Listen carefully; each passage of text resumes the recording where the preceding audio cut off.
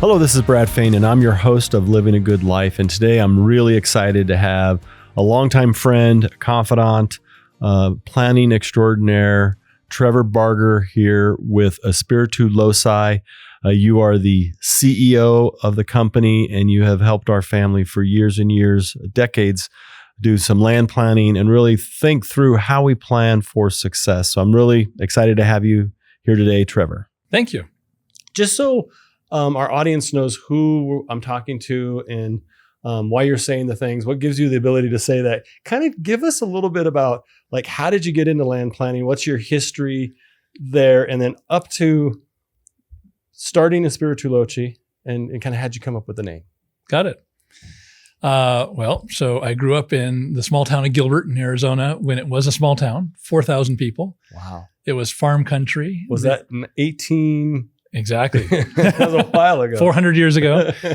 There was a pair of stoplights strung between telephone poles at Gilbert and Elliott Road, and a very small little town that made that up. 1 square mile. You go to the end of the square mile on your bike, and you could look when they cut the cornfields down across the valley, and off in the distance at night, you'd see Mesa. And if you go to the other edge of town, off in the distance, you'd see Chandler. Wow. And so very quiet sort of setting, all farm country. The Zimmermans ran the dairy there. And so on the weekends, my dad, who grew up on a very small dairy farm in Wisconsin, would take us out to the Zimmermans. And we'd, watch them process cows and milk cows and take care of all of that. They had a huge operation, not anything like what we had in Wisconsin. Yeah. So are you a farmer by heart then? I tend to surround myself with plants, Okay. at least.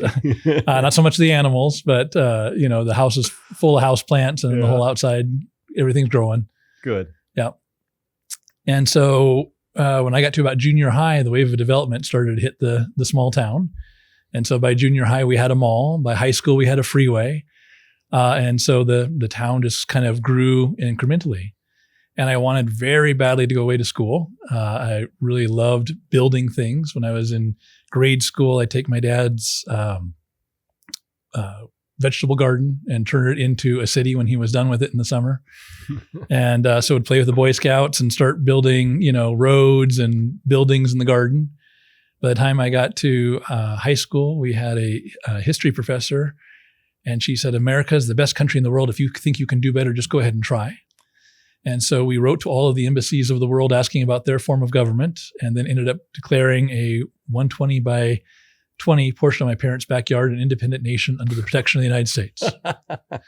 The town headline reads, "Gilbert Yard succeeds from Union." The FBI showed up. Yep. Really? Oh, yeah. Oh. All of these embassies had written back the beautiful documents they sent, everything else like that, talking about their form of government. This paper and the headline in the newspaper about succeeding from the Union. So my mom just said, "It's for you," and took them to the backyard and showed them we had a scale model in the backyard with freeway overpasses and a lake and a stream and churches and all sorts of buildings and a high rise. And so we just, had a fun time. And that was me and the neighbor kids all kind of coming together, building something. Uh-huh. And so I wanted to know how to build cities and how to put cities together and make places for people to live. And so when it came to going away to school, I wanted to go to the East Coast and go to school. And my mom at the time was working with Gary Linthicum, a developer in the Valley. And he pulled me aside and said, "Where are you going?" "Development's an old boys network." And he was never so right in his life. I went to ASU for my undergrad, U of A for my graduate. When I was at the U of A, I was working with the Drachman Institute, and Roy P. Drachman was a developer in Tucson. His institute deals mostly with affordable housing and how to do that now, but got to work there, and his board was most of the developers in the state. And so I got to truck them to and from different places and meet and say hi to them. I got done there and asked them where I should get a job, and they teased me and said, "The only one crazy like you is DMB."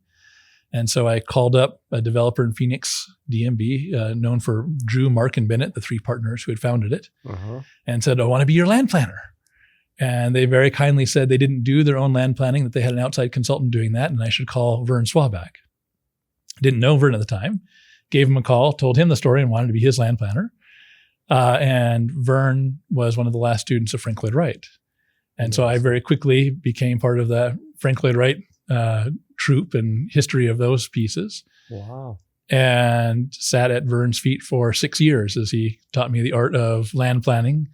And he had been the land planner for the Arizona Biltmore, among other things that he had done in his life. And so great pieces to do that. And I got to start right away on DC Ranch.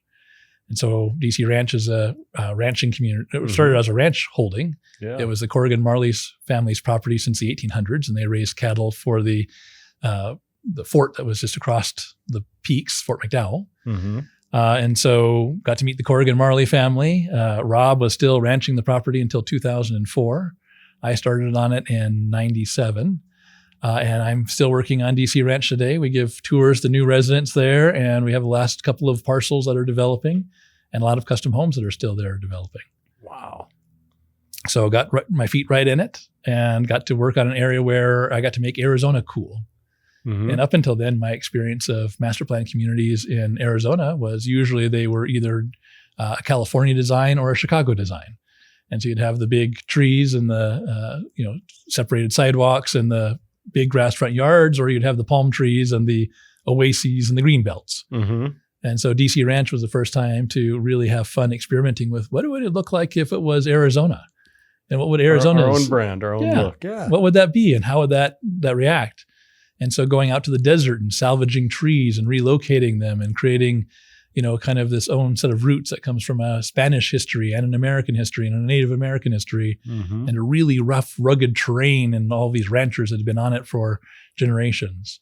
And so it was just fun starting that conversation about what would that look like? Yeah. A lot of curiosity in that I'm hearing there. So that's really cool. Oh, absolutely love it. So Espiritu Loci. Yes. How did we come up with the name? Well, so when I first got out of school, I knew that I wanted really to do this sort of thing. And we were looking for something that said that. And at the time, if you told someone you were a placemaker, it's like, okay, I don't understand what that is. Urban planning, even as a profession, was fairly young. Some people kind of knew what that was. And it involved so many things, it was just hard to describe. And so for us, it was all about the spirit of the place. And so we looked at several different languages and sort of how do you describe that and what does that look like? And so Latin, one of our oldest languages, looking at that one, in their term, it would be genus loci, but genus meaning the origin. And the Greeks, the way they talk about origin is about, how it gives life, but it's a complicated term. And so we switched to Spanish for the first word, which is espiritu, the spirit, the life, the breath of the place, and loci meaning place or location. Spirit of the place. Spirit of the place. Very nice. Great story. Thank you. So there's so many places I want to go with you today, but let's just start with the fear. Okay. You're in land planning. You're dealing with growth. A couple of the stories you said right there. You were in Gilbert growing up when it was all cornfields, and you could look everywhere and see Chandler in one direction, Mesa in the other, and all that open space.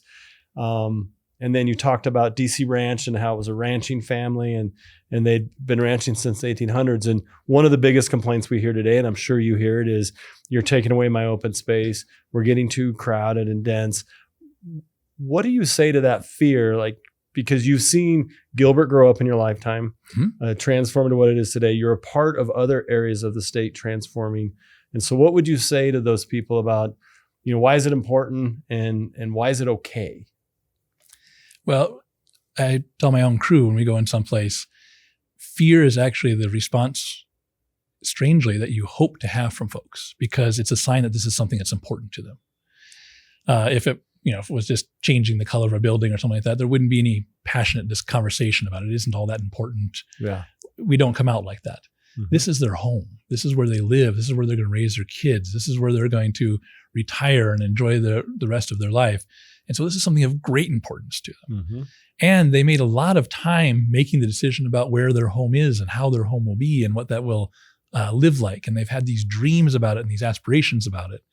And so I know full well, whenever I step into the room, the very first conversation I have with people, usually it is a massive amount of fear on the other side, because I am talking about change in the area that they are most nervous about.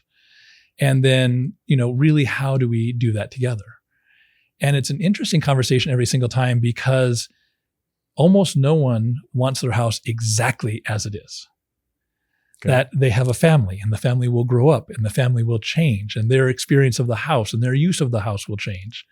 And so it's a natural cause for us of we want there to be change, we want there to be growth, we want there to be things that alter. Mm-hmm. And there's things we are all afraid of losing. There's those precious moments when the kids are 3. That's just darling. That's not quite the same when they're 13 and 14. Yeah. And at the same time, we don't want to hold the kid to be 3 in perpetuity. Uh-huh. Like that's not how this works, right? Like there's this natural development to that.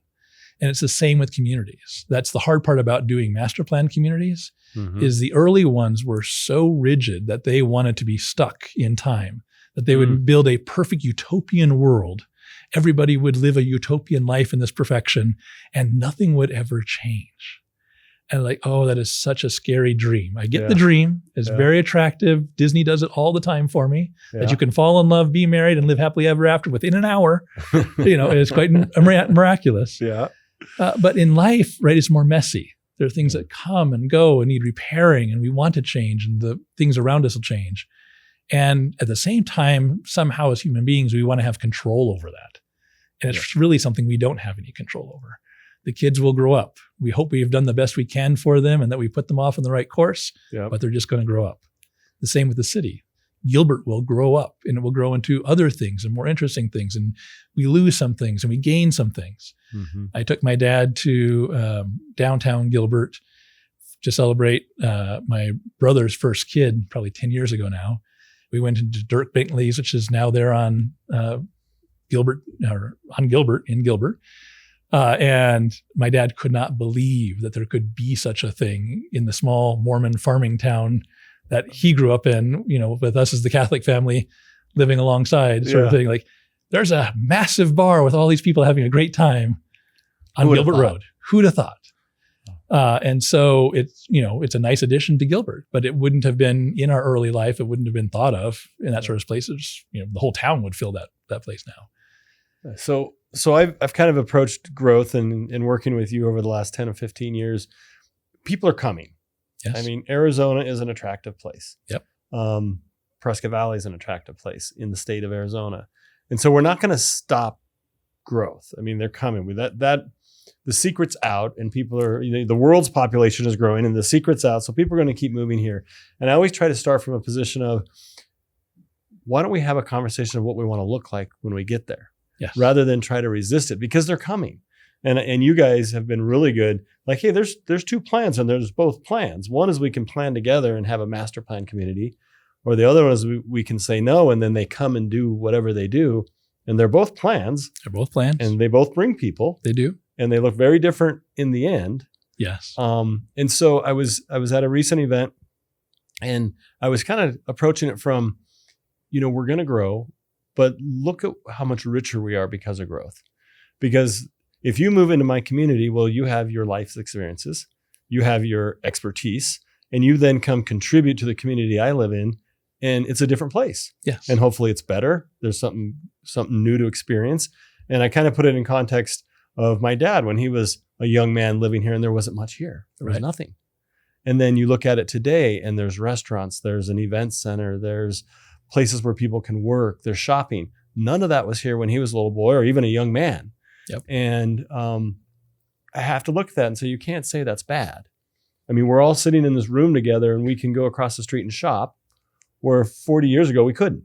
Or we could go see Lainey Wilson play in Prescott Valley, Arizona, in a concert.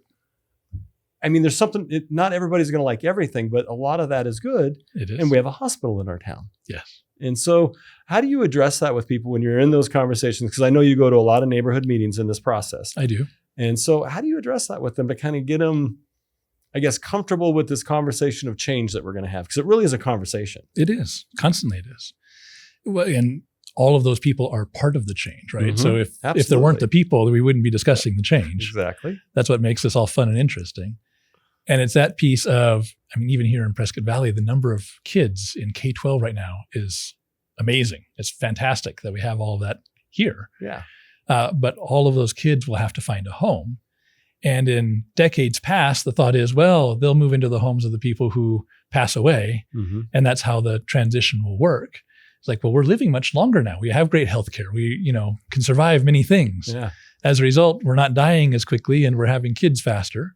And so there's just a natural growth before we even get to in-migration that happens in these places. And so we start talking about, okay, how are we going to accommodate that? Or are we going to accommodate that? So there are places like Paradise Valley who've made it pretty clear right up front, those kids won't live here. If you have kids in Paradise Valley, they will get a house someplace else. We hope maybe not too far away, but not in Paradise Valley. To be in Paradise Valley, you need to have a single family detached 1 acre house. That is the minimum condition for being there. Well, and there's a lot of people that would say, perfect. Right. Let's do it. And they everywhere. Do. And so it's that question of, so then those people who don't have a place, which you can easily say, like, all right, we're going to make this the minimum standard. Anybody who doesn't meet that minimum has to go someplace else. It just becomes that question, like, great, where else will we put them? And let's go design that place for them. And what happens very quickly, though, is that dynamic between, as you said, Paradise Valley loves that they have hospital care in nearby Scottsdale and Phoenix. Yes. And they love that they have restaurants in nearby Scottsdale and Phoenix. And they love that they have resorts well attended by people living in Scottsdale and Phoenix. Yes. And that's that kind of dichotomy, like, well, luckily the dynamic is working out so far. But when Scottsdale and Phoenix decide, we don't want to provide that anymore, you don't have a way to provide that for yourself either. Yeah. And so that dynamic, of course, happened here between Prescott Valley and Prescott originally. There's a great number of things that Prescott said, we don't really want any of those things. Everybody said, fine. They went to another area that seemed fine having those things. And a lot of those things came to Prescott Valley because Prescott Valley was open for growth and development in that way. And so a lot of the retail came to Prescott. A lot of the new development of the hospital came to Prescott Valley. And so that pieces that are still in the region, it's still needed. Prescott wanted the benefit. They just didn't want to have that be within their boundaries. And so it went adjacent, as it would.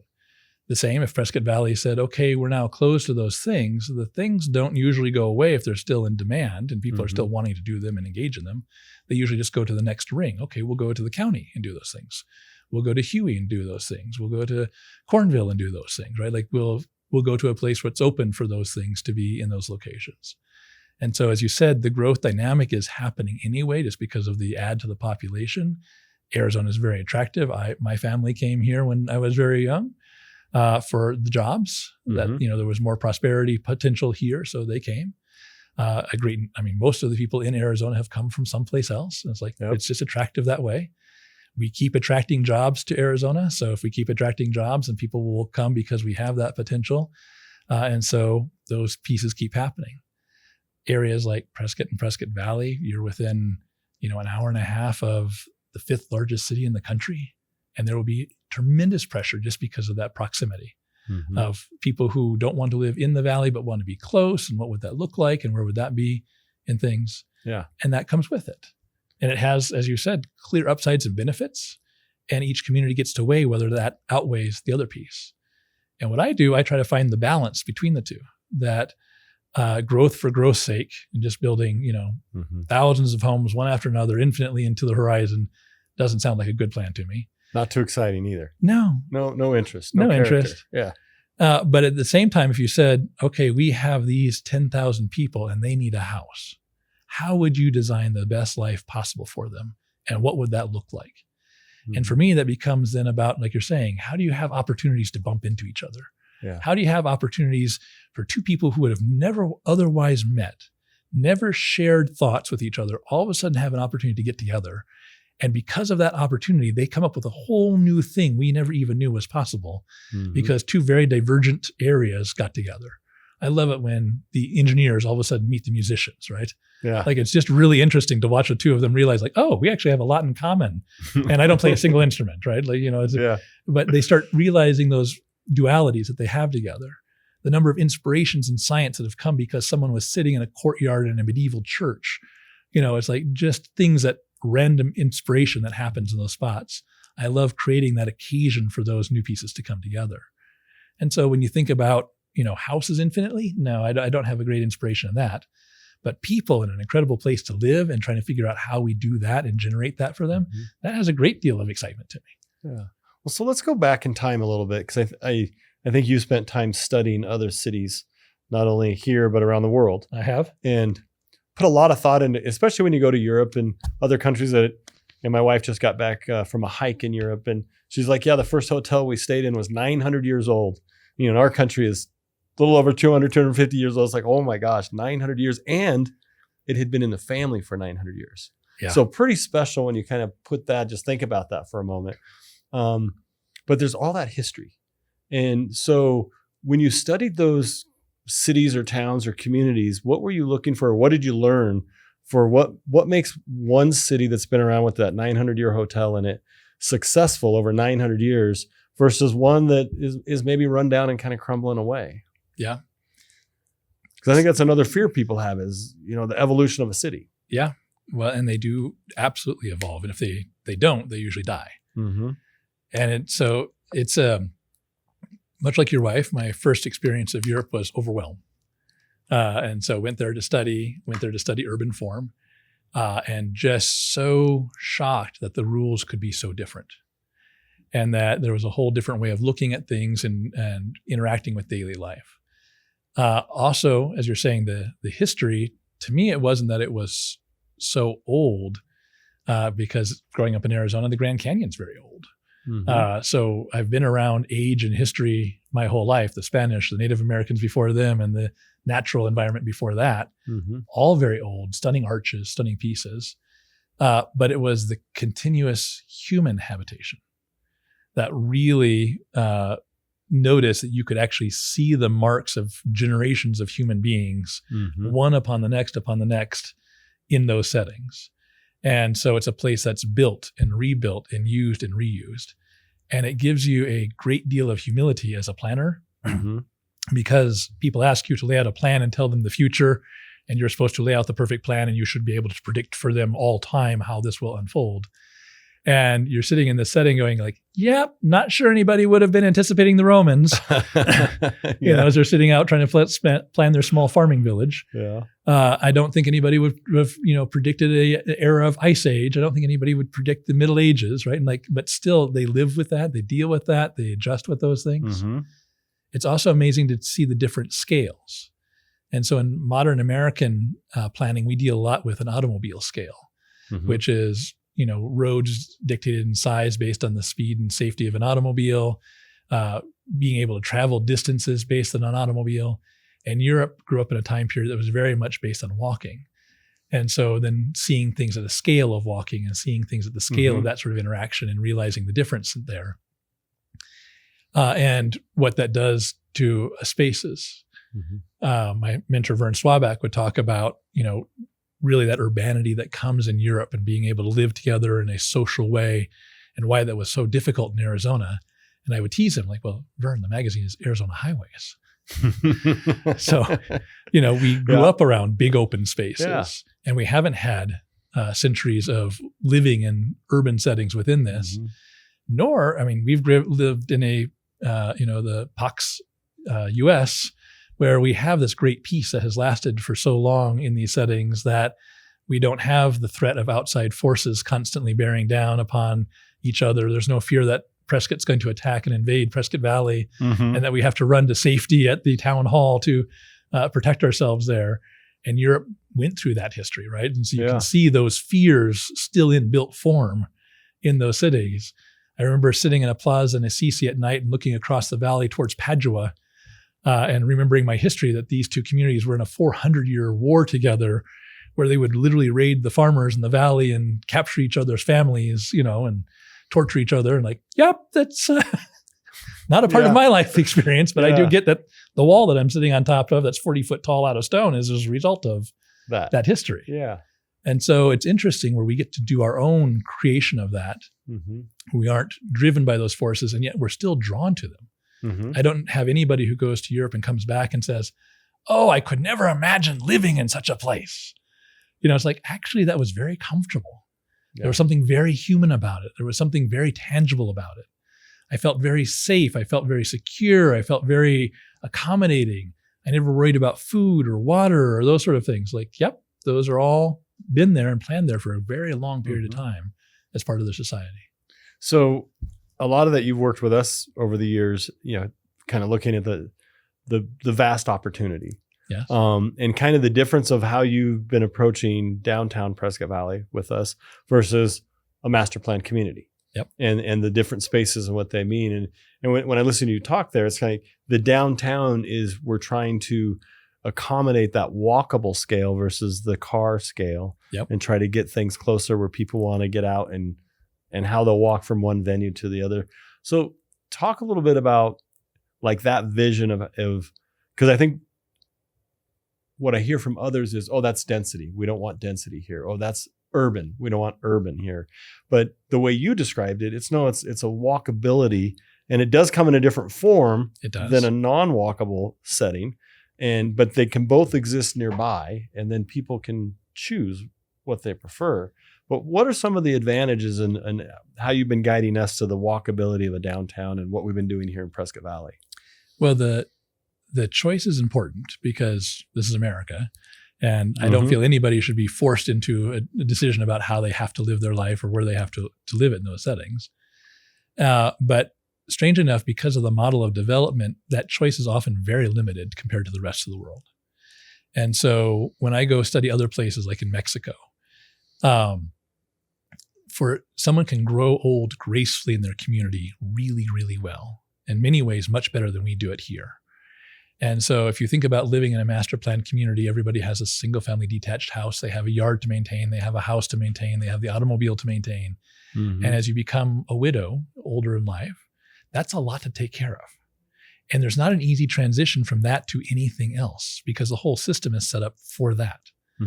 And when you can't drive, now you need to rely on someone else to drive for you, which hopefully exists in the system.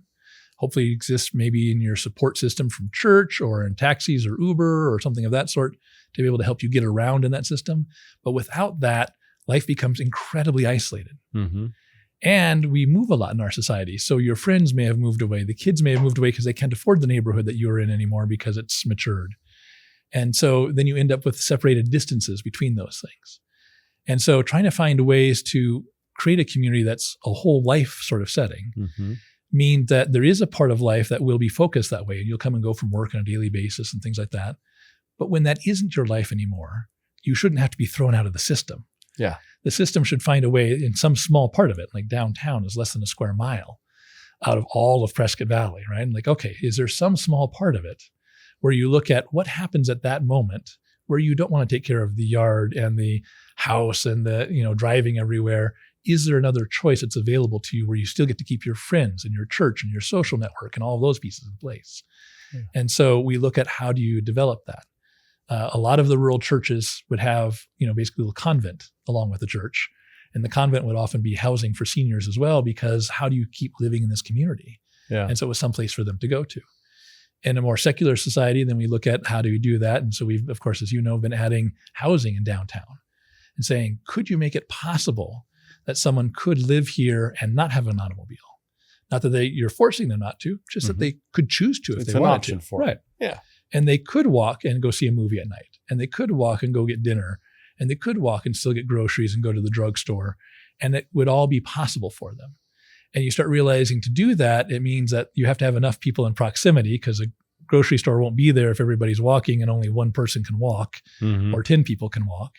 And so then automatically you start adding more people. And so you need enough people that within the walking distance, there are the same number of people to a service, that there would be driving distance to that same service to be able to make the service work in both scenarios. And so in the modern world, that's big numbers. So to get a grocery store to work, as you know, they typically need 5,000 rooftops. And until there are 5,000 rooftops and they can be in the middle of them, they're not all that interested. Yeah. And so then you're trying to locate, right? Like, okay, well, if we got a grocery store to locate because we had the big rooftops in the community, could we locate everybody else now next to them who may need the non-car option, that they could have some place where they could still be close to grocery and come and go? And could you put enough amenities? Could you have the church there? Could you have the theater there? Could you have the entertainment there where you had all these things together that would still provide a really well-rounded life without having to have an automobile? Again, not taking away the automobile from anybody. It allows a great deal of amenity to life. But for those who can't or don't want to, it just provides more for that. Yeah, it's learning from those communities and cities around the world that are so much older. Yes. And I like how you started, that they age more gracefully because of the infrastructure they've built over the centuries.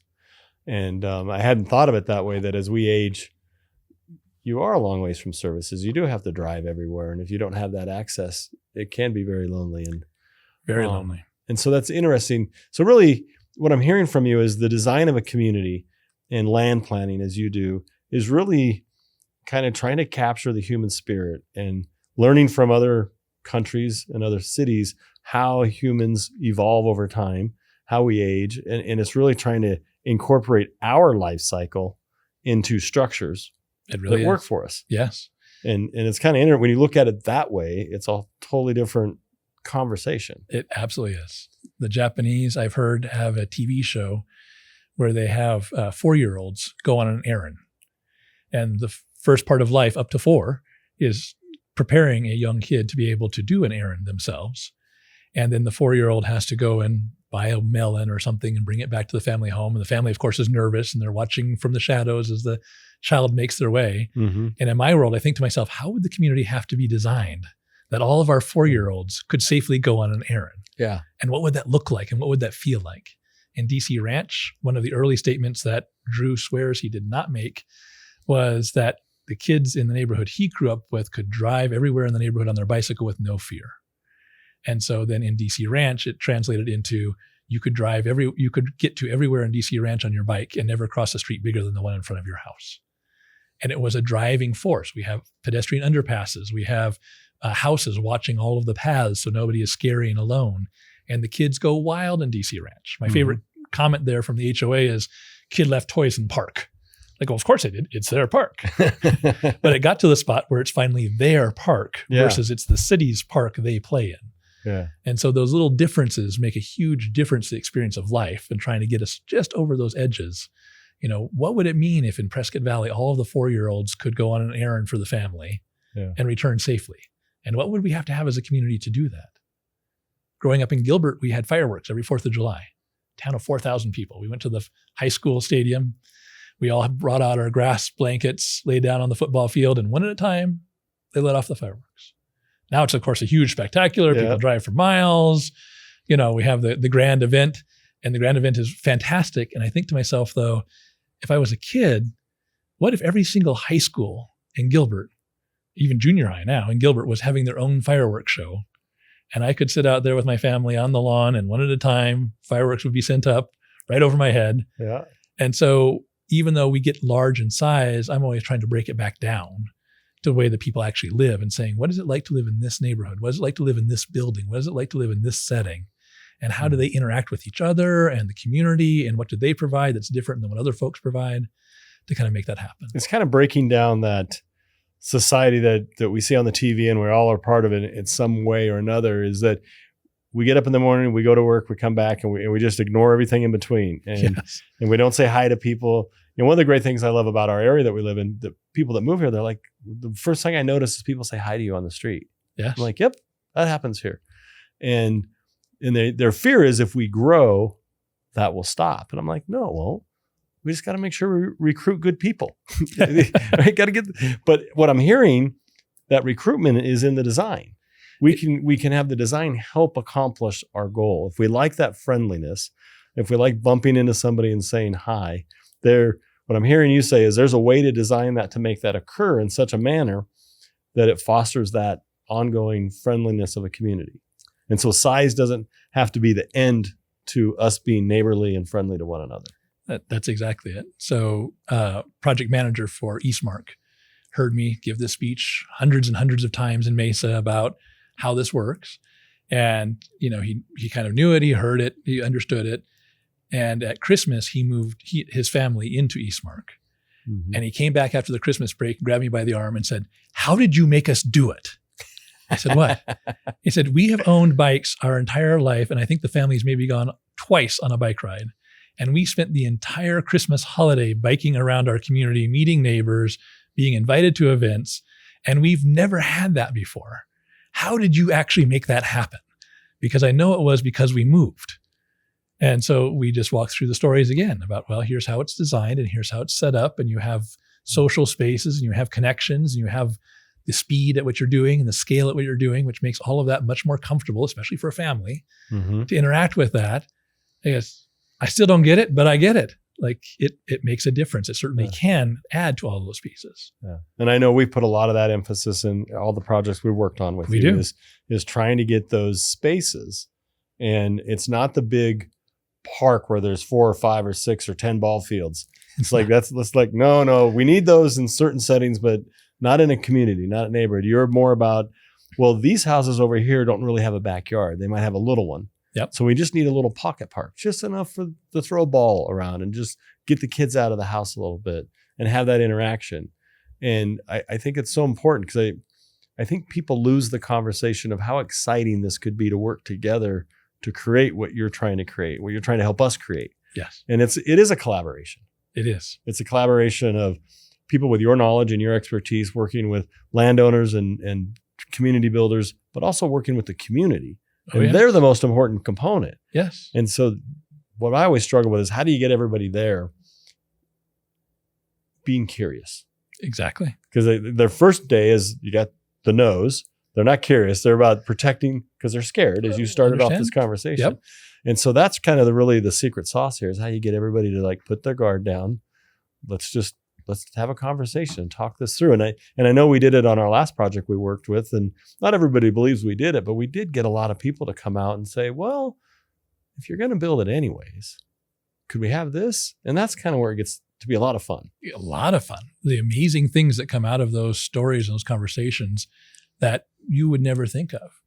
Yeah. In Eastmark, one of the fun things, when we were just starting, as you know, you build the community. We have those neighborhood pocket parks in there. Mm-hmm. We have a little community center and a lake, but there's no homes yet. In fact, it's going to take months to build the homes. There's model homes up and that's it. And you're talking about community when there's nobody living here and nobody's going to live here for a year yet. And you're out selling it and people are going to, how great this is going to be. And one of the first families that moved in was a military family. He was in the reserves and had the wife and kids, and they wanted to be someplace where there'd be a really strong family to support them if he got deployed. And I'm thinking to myself, this place has nobody living here yet, and you have decided this is going to be strong community. And you told a good story. We told a good story, and it was starting its physical form. And, they got moved in, loved the community. A few years later, he did get deployed. And his wife came to the community association and said, if you don't mind, I'd really like to put small flags around my neighborhood park. It was only a 1/4 acre park in the middle of her neighborhood, but all the houses front on it. And it's kind of the social living room of that neighborhood in honor of my husband for the 4th of July. And much like your sister Dawn with Rafter 11, that convenes everybody and shares the stories, right? By the end of the week, the whole neighborhood knew that she wanted to do this.